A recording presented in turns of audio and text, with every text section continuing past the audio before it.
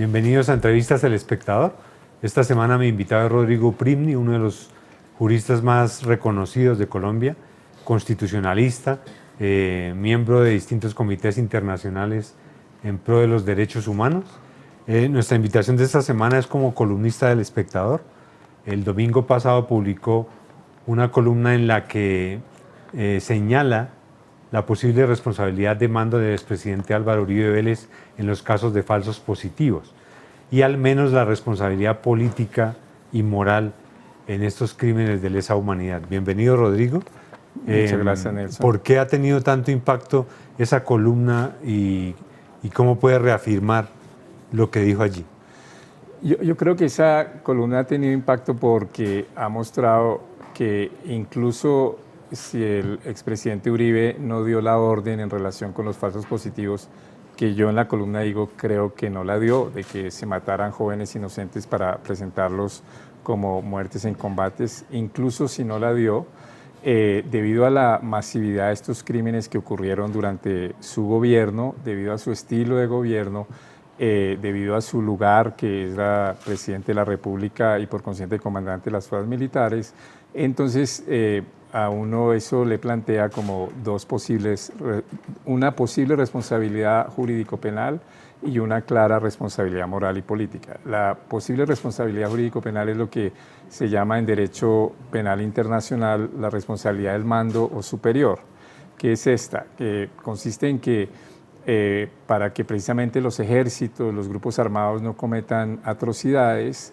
entonces el superior, el comandante de estas fuerzas, puede responder de las atrocidades cometidas por sus subordinados, incluso si no las ordenó, si no tomó las medidas para prevenirlas, para pararlas o para sancionarlas, las medidas razonables que pudiera tomar. Y eso exige unos requisitos que han sido desarrollados por la doctrina penal internacional y uno, cuando aplica esos requisitos, uno dice, bueno, ahí puede haber responsabilidad del superior. Pero ¿qué falta? O sea, siempre se ha hablado del papel del expresidente Uribe Vélez. Cada semana oímos testimonios nuevos. Esto del Casanare es terrible. Ahora oímos a un general de la República confirmando todo. O sea, ¿qué se requiere para que el papel del expresidente sea investigado o cree que en algún momento sí da para que llegue al nivel de la Corte Penal Internacional? Digamos, el tema ya más jurídico del expresidente es que internamente, para que él pueda ser investigado, como fueron eventuales crímenes cometidos mientras era presidente de la República y que tendrían que ver con su función, entonces eso requeriría que la Comisión de Acusaciones investigue el caso, que lo lleve a la Cámara de Representantes, que la Cámara acepte el caso, acuse ante el Senado y que el Senado autorice que sea investigado por la Corte Suprema de Justicia, y eso no es probable que pase. Y lo segundo sería que la Corte Penal Internacional, la JEP no puede investigarlo, la JEP tiene excluida la competencia para investigación de expresidentes y eventualmente podría ser que la Corte Penal Internacional diga que hay mucha evidencia en contra del expresidente Uribe y podría eventualmente investigarlo. Yo honestamente creo que eso es relativamente improbable. Pero esta discusión, a pesar de que no llegue a un juicio, es importante porque la eventual responsabilidad penal como superior de quienes cometieron esos crímenes plantea al menos una discusión sobre su responsabilidad moral y política que a mí me parece bastante clara. Por eso yo en mi columna afirmo que podría tener responsabilidad del mando, pero que creo que tiene una responsabilidad moral y política. ¿Y por qué? Porque esos crímenes no fueron 3 o 4, fueron más de 6.400 según la JEP, o sea, el doble de los crímenes que ocurrieron durante la dictadura militar de Pinochet. Fueron masivos en el sentido de que se dieron no solo en un sitio, sino en varios departamentos, no en todos, pero en varios departamentos. Ocurrieron durante varios años y entonces en esas condiciones no resulta fácil decir que no tuvo una responsabilidad de no darse cuenta de que esos crímenes estaban ocurriendo, si es que no se dio cuenta y entonces por consiguiente no tiene la responsabilidad penal del mando, pero ahí tendría la responsabilidad política y moral de decir cómo no se dio cuenta y cómo no tomó medidas mucho antes de las que tomó a finales del 2008, cuando el entonces ministro Santos le informó de esos crímenes, de la masividad de esos crímenes, y hubo la destitución de 3 generales y de varios coroneles, y ahí los falsos positivos se redujeron. Entonces ahí es donde uno dice, hombre, no debería, para distensionar este país, el expresidente Uribe, asumir esa responsabilidad moral y política, y luego habrá una discusión sobre su responsabilidad jurídico-penal.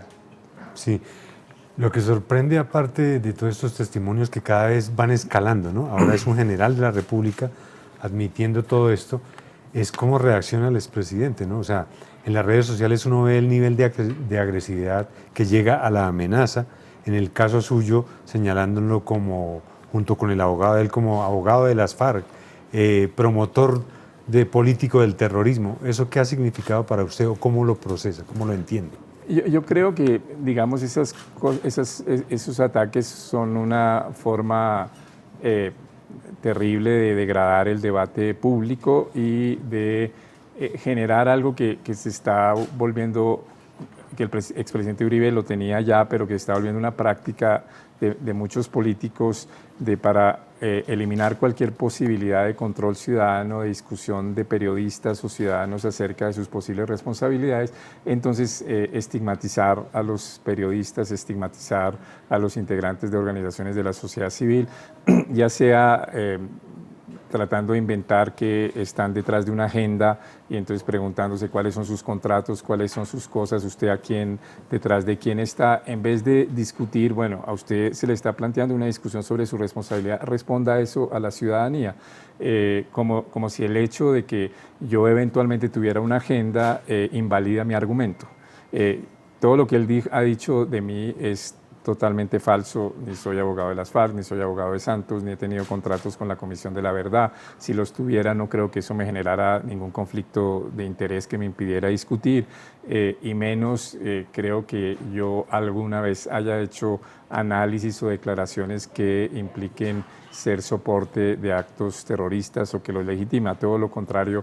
Yo desde muy joven adherí a principios del Estado de Derecho y a una cierta moderación en los medios, o sea, que ni siquiera el fin más noble permite medios innobles, que así como hay fines tan atroces que no hay medio que los justifique, pues de la misma manera hay medios tan atroces que no hay fin que los pueda justificar, y por eso he criticado los falsos positivos, los secuestros de las FARC, las masacres de los paramilitares, las bombas de los narcotraficantes. Entonces, imputarme esos hechos es una forma de desviar el debate hacia decir Uprimni es un ser despreciable, por consiguiente todo lo que hubiera podido analizar y decir no tiene valor. Y son dos cosas distintas. Yo podría ser un ser despreciable, eso no invalida lo que yo hubiera podido decir, pero además lo que dice de mí es falso y no tiene relevancia.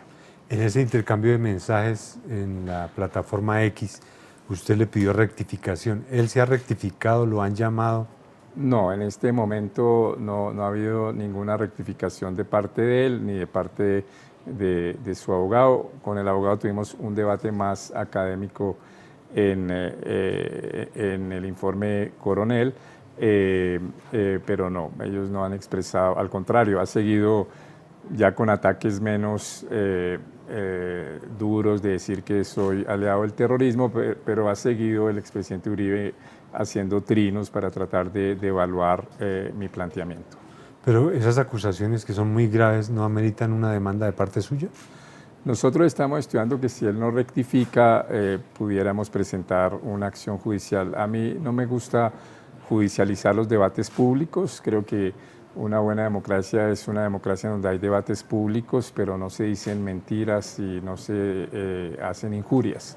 Entonces, por eso es que he pedido, le he requerido esa rectificación, porque al menos lo que dijo en esos 2 trinos, todo es falso. Usted es sobre todo un académico, un investigador social, profesor de la Universidad Nacional.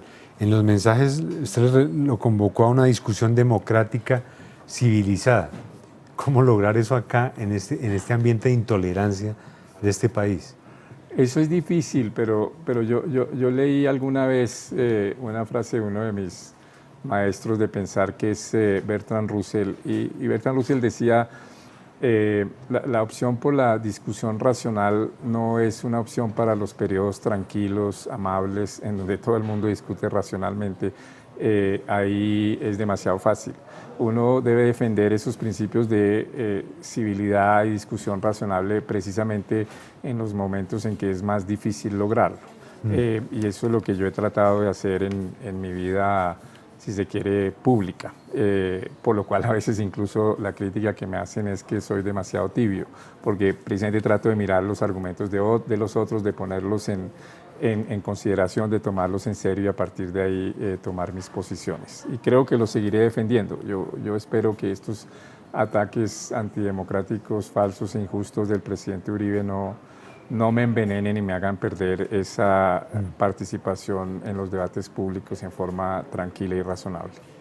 En aras de esas discusiones democráticas, que usted fundó De Justicia.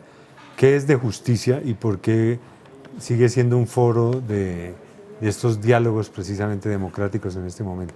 De Justicia la fundamos varios profesores universitarios, algunos de la Universidad de los Andes, otros de la Universidad Nacional, como Mauricio García, como Catalina Botero, como Juan Fernando Jaramillo, etcétera, con una idea que era precisamente establecer como un puente entre la discusión académica, los debates públicos y la defensa de derechos humanos.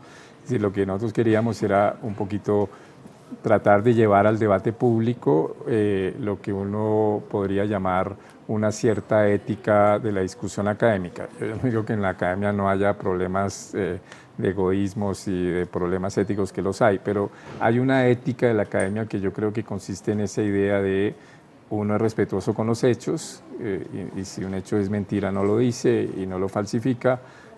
Uno toma en serio la discusión racional y uno ofrece argumentos, trata de convencer, pero examina los de los otros y uno ve que los avances es a partir del trabajo colectivo. Yo creo que eso es como la esencia de la discusión académica. Y hemos tratado de llevar eso un poco a la discusión pública, entonces ofrecer discusiones y propuestas que estén fundadas en investigación académica, defenderlas con vigor y con pasión. Entonces yo he intervenido en discusiones con pasión he defendido los derechos del campesinado, he defendido los derechos de las parejas del mismo sexo, etcétera, he defendido el acuerdo de paz, pero dispuesto a escuchar argumentos y escuchar objeciones y tratando de evitar ataques personales e imputaciones. Cuando yo he cuestionado personalmente a funcionarios públicos, que lo he hecho, lo hice con el fiscal Barbosa, lo hice con el procurador general Ordóñez y en esta ocasión lo he hecho con el expresidente Uribe, es porque son figuras públicas que yo creo que han cometido conductas indebidas y que requieren una discusión pública. No porque yo diga que como no estoy de acuerdo con él es un tal por cual.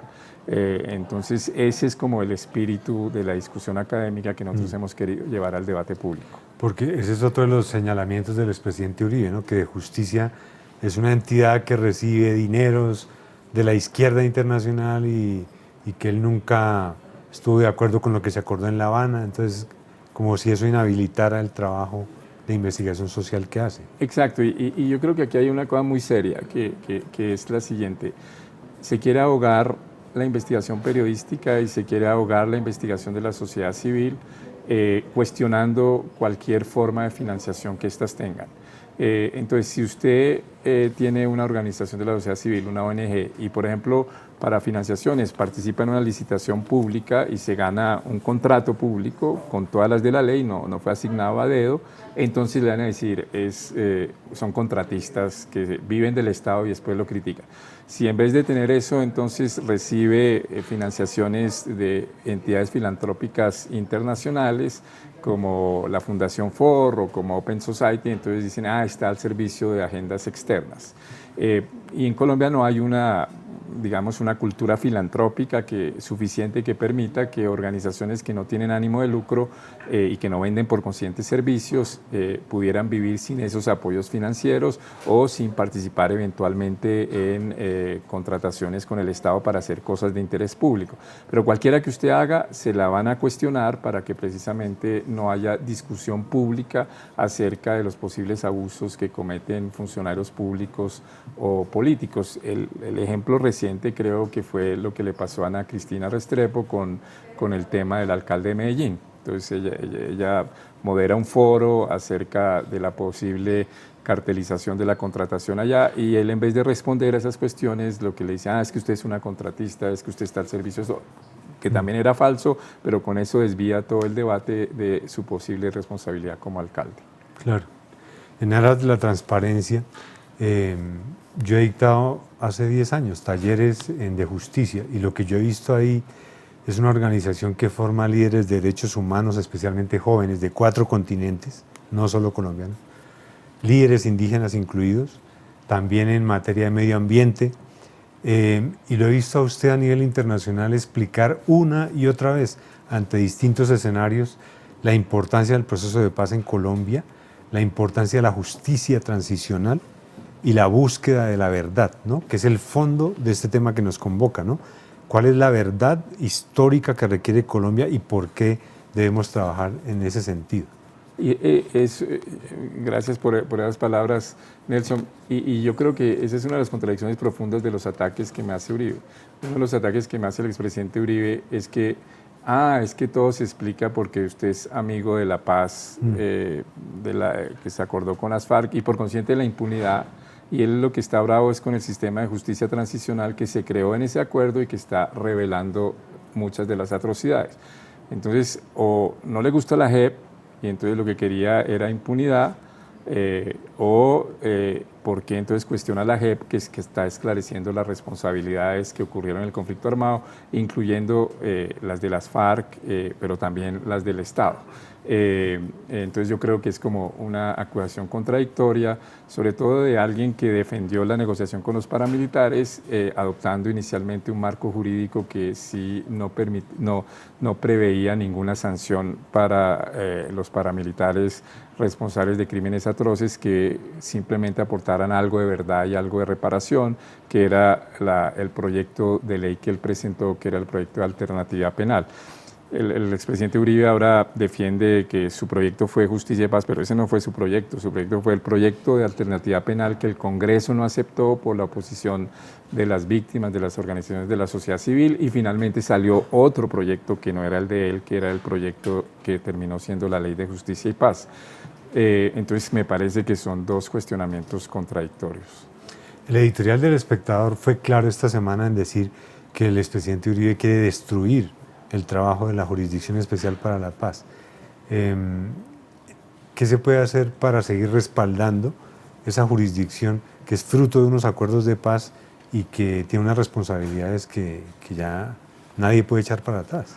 Yo creo que la Jurisdicción Especial para la Paz tiene un marco jurídico que en este momento es suficientemente robusto, tiene un soporte constitucional, tiene un soporte de apoyo a partir del Consejo de Seguridad de Naciones Unidas. Entonces yo creo que tiene un apoyo fuerte, pero es cierto que y ha cometido errores. La JEP, pues, digamos, yo creo que ya deberían estar sacando sentencias, es decir, uno debe apoyarlas sin dejar de tener perspectiva crítica, pero yo creo que lo que se ha hecho con la JEP en esclarecimiento de los crímenes de las FARC, o sea, yo creo que no ha habido decisión judicial más dura contra las FARC que el auto en donde se le hicieron imputaciones al secretariado de las FARC por los secuestros. Es un auto de una dureza a las FARC como máquina de guerra que cometió ese crimen atroz que son los secuestros, pero también al Estado con esta práctica atroz que han sido los falsos positivos, y ha permitido documentar con una solidez judicial esto como no se había hecho antes en Colombia. Había jueces con, por ejemplo, algunos de Justicia y Paz o jueces ordinarios que habían hecho labores titánicas en esclarecimiento, pero como no tenían este esquema de la JEP, que es un esquema robusto y que también combina unos incentivos para que haya suministros de verdad, pero que no es simplemente que lo que dice la persona, la JEP lo admite, ¿no? Lo que le dice la persona, la JEP lo somete a contrastación judicial, y eso ha permitido un esclarecimiento mucho más profundo de las atrocidades de nuestro conflicto armado de lo que se había tenido antes. Después de este proceso de esclarecimiento, de esa verdad que todos ansiamos, de esas condenas que usted está reclamando ya de parte de esa jurisdicción, ¿qué seguiría? O sea, ¿cómo en estos países en guerra se consolida la justicia transicional y se consolida realmente una paz duradera? Digamos, en muchos países la justicia transicional fue posterior a la transición, por eso algunos la llaman justicia postconflicto. Por ejemplo, en Argentina, Chile, bueno, ahí no eran guerras sino dictaduras, pero incluso en Sudáfrica primero hubo la transición y luego hubo los esfuerzos de los mecanismos. Y entonces lo que han hecho esos mecanismos es permitir que haya una transición que sea justa con las víctimas, y al hacerle justicia a las víctimas han reforzado la profundidad de las democracias que se construyen. La gran dificultad que tenemos en Colombia es que, y yo creo que con buenos motivos, hemos intentado mecanismos de justicia transicional para dinamizar las negociaciones y alcanzar la paz, y entonces hemos tenido justicia transicional en medio del conflicto. Primero, en el caso de los paramilitares, con justicia y paz. Luego pensamos que el acuerdo con las FARC, si se acompañaba del acuerdo con el ELN, podía cerrar el conflicto armado político, pero eso no ocurrió. Y entonces también tenemos este esquema de justicia transicional, pero siguen negociaciones y sigue el conflicto. Entonces estamos en una situación compleja y difícil que yo no creo que tenga comparación en otras partes del mundo como para que uno pueda decir lo que va a pasar en Colombia es esto. Pero teniendo en cuenta el escenario de la Jurisdicción Especial para la Paz y las políticas de paz total de este gobierno, ¿eso sí lo ve viable, jurídicamente hablando, hacia el futuro? Yo creo que ahí va a haber discusiones muy difíciles, y no me atrevo a hacer predicciones, sino que va a haber discusiones muy difíciles. Las discusiones muy difíciles va a ser cuál va a ser la relación. Yo creo que no puede haber acuerdos de paz ni con el ELN, ni con el ELN, ni con las autodefensas gaitanistas, ni con las disidencias. No puede haber acuerdos que excluyan los derechos de las víctimas y que excluyan la rendición de cuentas por las atrocidades. Creo que después del proceso de paz con los paramilitares, después del proceso de paz con las FARC, después de los desarrollos del derecho internacional, eso parece imposible. Pero va a ser muy difícil porque uno no sabe cómo se van a armonizar los sistemas. Las FARC no quiso que fuera justicia y paz, entonces vamos a ver qué va a pasar con el ELN en relación con la JEP. Entonces ahí hay una dificultad grande de cómo se va a articular todo esto. Pero usted como jurista con experiencia internacional en conflictos, ¿cómo se imagina esa armonización? Yo lo que me imagino es difícil. Yo lo que me imagino es que hay procesos distintos. Uno va a ser el proceso de sometimiento, que se acerca más a sometimiento de los grupos armados, si se quiere, que no eran rebeldes políticamente, como decir las autodefensas gaitanistas, o como decir las bandas criminales en distintas partes. Ese me parece que se va a parecer más a procesos de sometimiento, en donde se debe desarrollar un marco jurídico y que se haría en el marco de la justicia ordinaria. Y lo que yo creo es que no se debería reinventar todo un sistema de justicia transicional para la negociación con el ELN, y eventualmente con disidencias y con la segunda Marquetalia, sino que ahí se debe ver cómo se logra una articulación de lo que ya existe, que es la JEP, qué ajustes tendría que tener para que eso se pudiera usar en estas negociaciones. Eso me parece que es lo que sería más razonable para la sociedad colombiana, y espero que en las mesas de negociaciones haya la suficiente lucidez para pensar que no puede hacerse con impunidad. Se requieren mecanismos de justicia y de satisfacción de los derechos de las víctimas, y no puede uno reinventarse un sistema alterno totalmente distinto, porque creo que es algo muy complejo para la sociedad colombiana. Volviendo al tema del comienzo, si el expresidente Álvaro Uribe le ofrece una rectificación o al menos una forma de conciliar, ¿usted está dispuesto a dialogar directamente con él? Sí, claro, yo estoy dispuesto es más, yo en una de mis respuestas, yo hice una respuesta al abogado Granados y una respuesta al expresidente Uribe, y en ambas les dije, mire, ahí está mi artículo, discutámoslo. El abogado Granados aceptó y hemos tenido ese debate.